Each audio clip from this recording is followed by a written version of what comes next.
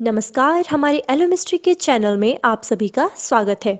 आज हम आपके लिए लेकर आए हैं एक नई मिस्ट्री, समय यात्रा का रहस्य। क्या समय यात्रा संभव है? आपने ये जरूर सुना होगा और बहुत सारी फिल्मों में देखा भी होगा कि हम टाइम मशीन के जरिए समय यात्रा कर सकते हैं। टाइम ट्रैवल यानी समय यात्रा, ये दुनिया की सबसे इंटरेस्टिंग और सबसे विवादास्पद टॉपिक में से एक है। तो आइए आज जानते हैं समय यात्रा का रहस्य और वाकई में क्या समय यात्रा संभव है। साइंटिस्ट मानते हैं कि बिग बैंग से पहले समय नहीं था। तो क्यों नहीं था, या फिर समय क्या है? क्या समय वास्तव में है भी, या सिर्फ एक भ्रम या धोखा है? तो हमें समय यात्रा का रहस्य जानने से पहले ये जानना होगा कि वास्तव में समय क्या है, क्योंकि भविष्य में यात्रा करना खुद के लिए टाइम को स्टॉप करने के जैसा है। तो चलिए जानते हैं समय क्या है, जिससे ये साफ हो जाएगा कि वाकई में क्या समय यात्रा करना संभव है या नहीं। हम समय का पता मूवमेंट के आधार पर लगाते हैं, मतलब कोई वस्तु कितना मूव की है उस आधार पर हमें समय का पता चलता है। जब कोई वस्तु एक जगह से दूसरी जगह मूव करती है तब हमें पता चलता है कि कितना समय हुआ है।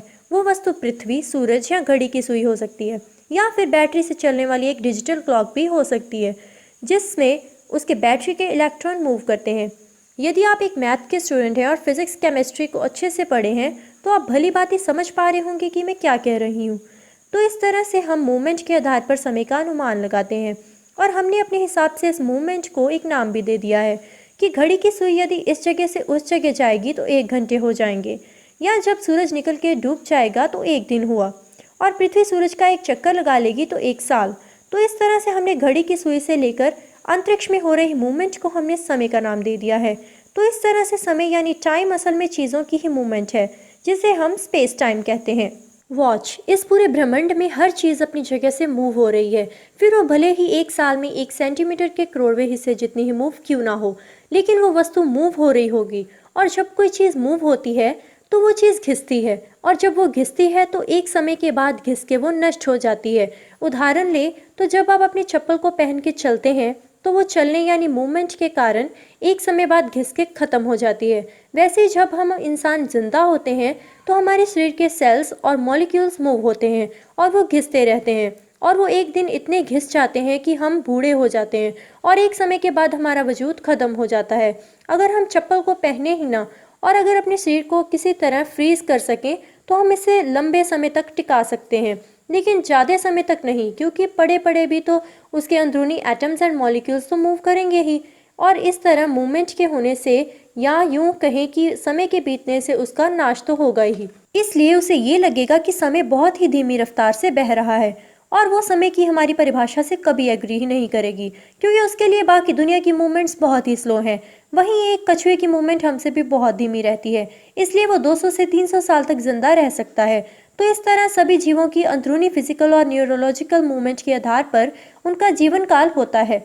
इसलिए आप ये कह सकते हो कि समय हर ऑब्जेक्ट की उसकी खुद की मूवमेंट पे आधारित है। तो आप यहाँ तक तो समझ ही गए होंगे कि ब्रह्मांड में हर चीज मूव करती है, और हर वस्तु के लिए समय और मूवमेंट की एक अपनी अलग ही परिभाषा है। समय की डेफिनेशन दुनिया के अलग अलग जीवों के लिए अलग अलग हो सकती है। जैसे एक मक्खी का समय हमसे बहुत फास्ट गति से चलता है, क्योंकि उसकी मूवमेंट हमसे बहुत फास्ट होती है, इसलिए हमारा 1 घंटा उसे 1 साल जितना लग सकता है।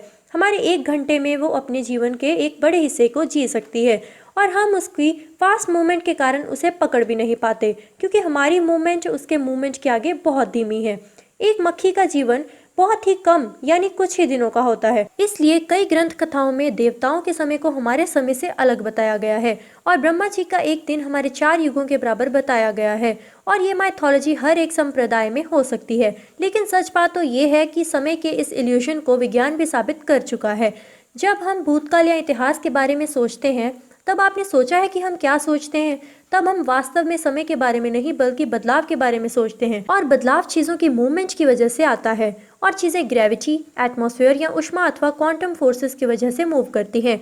यही मूवमेंट बदलाव लाता है, और यह बदलाव हमें समय की अनुभूति करवाता है। हमें समय सिर्फ घड़ी ही नहीं दिखती, घड़ी हमारा आविष्कार है। पर जब घड़ी नहीं थी तब हमारे पूर्वज सूर्य या चंद्रमा की मूवमेंट के द्वारा समय को नापते थे। हम इस तरह किसी और चीज़ की मदद से भी समय का पता लगा सकते हैं। अगर सर आइंस्टाइन की थ्योरी की बात करें तो उनकी थ्योरी ये कहती है कि समय सापेक्ष है, वो स्लो या फास्ट हो सकता है। टाइम ही फोर्थ डायमेंशन है और हम समय में यात्रा भी कर सकते हैं। सर आइंस्टाइन की थ्योरी को मैं आपको बहुत ही सरलता से उदाहरण देकर समझाऊंगी, पर उससे पहले आप ये जान लें कि सर आइंस्टाइन की थ्योरी ऑफ रिलेटिविटी के अनुसार हम स्पेस में जितनी ही स्पीड से यात्रा करेंगे, हमारे लिए समय उतना ही धीमी गति से चलेगा। ऐसी और जानकारी पाने के लिए हमारे चैनल को करें subscribe, like, share and comment. धन्यवाद।